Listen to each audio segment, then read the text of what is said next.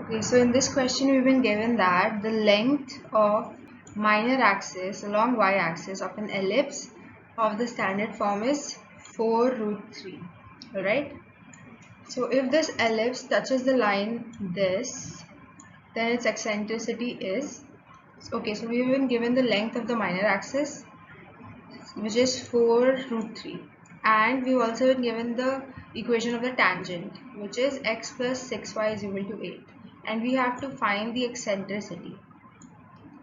So first we've been given that the length of the minor axis is 4 root 3. This implies that 2b is equal to 4 root 3. So from here we get b is equal to 2 root 3. Now the equation of the tangent that we've been given is y is equal to this expression, right?